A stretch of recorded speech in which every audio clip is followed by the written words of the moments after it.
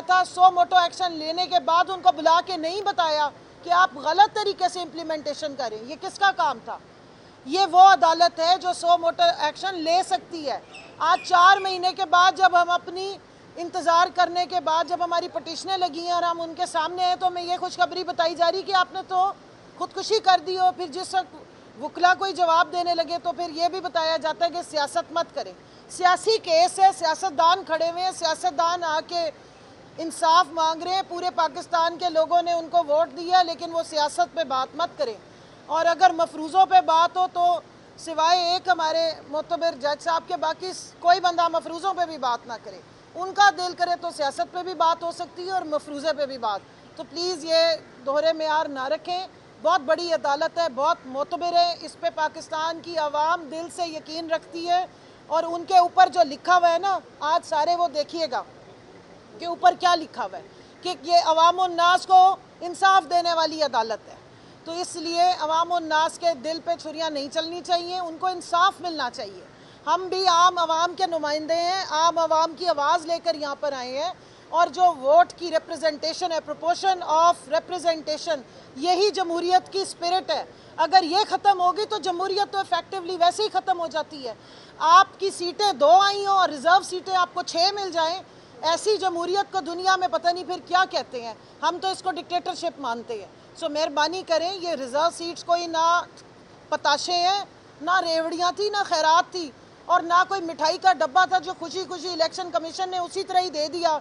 उन्हीं लोगों को दे दिया जिनको बायोमेट्रिक करने के लिए इस्लामाबाद या लाहौर के एयरपोर्ट पर बाकी इदारे भी पहुंच जाते हैं। ठीक है, आप उन्हें रिलीफ ज़रूर दे दें, उनको नाअहली से अहलियत पे भी ले आएँ, एक दिन में उनके केस डिसाइड कर दिया करें। 28 मई को अगर वो कहे मैंने सदर अपनी पार्टी का वापस बनना है तो बना दिया करें, बगैर वजह के नोटिफिकेशन निकाल दें। हमारे तो 4-4 महीने इंट्रा पार्टी इलेक्शन के ही नहीं नोटिफिकेशन आते, उसमें से अभी और बड़े बड़े कीड़े माइक्रोस्कोप लगा के ढूंढ के निकाले जाएंगे। तो ये सब कुछ आप हमारे साथ करें, सारी जमहूरियत की रूह भी हमारे PTI में ही डालें, लेकिन खुदारा थोड़ा सा इंसाफ भी हमारे साथ करें, चाहे वो इलेक्शन कमीशन हो तो चाहे ये आला अदलिया हो, क्योंकि हम आवाम की आवाज़ है, अपनी ज़ात के लिए नहीं, आवाम की रिप्रेजेंटेशन के लिए। ये लाखों वोट लेकर आके यहाँ खड़े हुए हैं। अगर सुन्नी तात काउंसिल में PTI इस वक्त एक तरह से मर्ज कर गई है, ये सारी खुली बात है, कोई मजाक थोड़ी, किसी को नहीं पता हो। और क्यों की है? डंडे के जोर पे हुई है, क्योंकि हमें एन इलेक्शन से पहले डिसइंफ्रेंचाइज करने की साजिश की गई। ये इमरान खान साहब ने कहा कि मेरी पार्टी को तोड़ने की कोशिश की गई और हमें इलेक्शन लड़ने से रोका गया है। ये कौन सी बात है जो किसी को ढकी छुपी है? और किसी ने क्या, आप लोगों ने नहीं देखा कि क्या सलूक किया गया, किस किस तरह की हमने पुलिस गर्दी जो है वो और आरोज जो लगाए गए थे। कल हमें सुनाई गई कि जी इमरान खान और उनकी पार्टी ने तो इलेक्शन डिले करने की कोशिश की है। हमने कोई इलेक्शन डिले करने की कोशिश नहीं की। हम वो वाहिद जमात थी जो इलेक्शन मांग रहे थे पिछले 1.5 साल से। हम तो सड़कों पे मारे ही इलेक्शन के पीछे खा रहे हैं। हमारे पे ये इल्ज़ाम लगा रहे हैं कि हमने इलेक्शन डिले करने की कोशिश की है। हमने इलेक्शन में धांधली को रोकने की कोशिश की थी।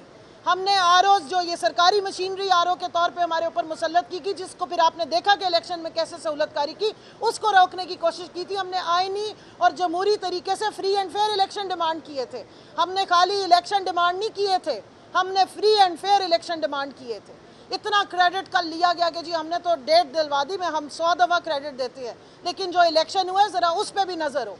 अतर मिनल्ला साहब ने जो राइटली पॉइंट आउट किया उसको भी देखिए कि किस किस्म का इलेक्शन कराया गया, किस किस्म की फस्तायत की गई है। और यही बात जब सवाल किया गया था कि आप सबसे बड़ी पार्टी का बल्ला ले छीन के गेंद भी लेके उनको स्टेडियम में दौड़ा दिया कि जाओ बाकियों से जो है वो चिमटे भी खाओ और जूते भी खाओ, लेकिन शुक्रिया है इस अवाम का और उस अल्लाह की ज़ात का कि जो मर्ज़ी इन्होंने हमारे साथ साजिशें की, अवाम ने बता दी है कि हम सबसे बड़ी पाकिस्तान की एक ही पार्टी है, पाकिस्तान तहरीक इंसाफ, वो जिस पे हाथ रखेंगे हम उसको वोट देंगे। सो अब सारी कन्फ्यूजन वहाँ से है। अब इस किबले को दुरुस्त करें। ये इलेक्शन जिस तरह का हुआ है वो हमें वो रावलपिंडी के कमिश्नर साहब ने भी बता दी है और भी बहुत सारी गवाहियाँ आई हैं, और ज़ुबैर साहब ने भी बता दी है, जो ना मेरे तर्जमान थे ना हामिद रज़ा साहब के तर्जमान थे। वो मियाँ मोहम्मद नवाज शरीफ कबूतर वाली सरकार के तर्जमान थे या उनकी बेटी के तर्जमान थे। सो मेहरबानी करें, पाकिस्तानी आवाम जो है वो तोते उड़ाने नहीं बैठी है, आपको ही कबूतर उड़ाता देखना चाहती है और आपके ही तोते उड़ाए उन्होंने वोट के जरिए। उसकी वोट की सैंक्टिटी को जो है वो कायम रखना इन अदालतों की जिम्मेदारी है और इन आईनी इदारों की जिम्मेदारी है। बहुत बहुत शुक्रिया। हमें एक आखिरी बात, अल्लाह का शुक्र अदा करते हैं, अभी कल ये कहा है कि आप JUIF ज्वाइन कर लेते, कहीं ये नहीं कह दिया गया कि आप BJP और कांग्रेस ज्वाइन कर लेते। Thank you.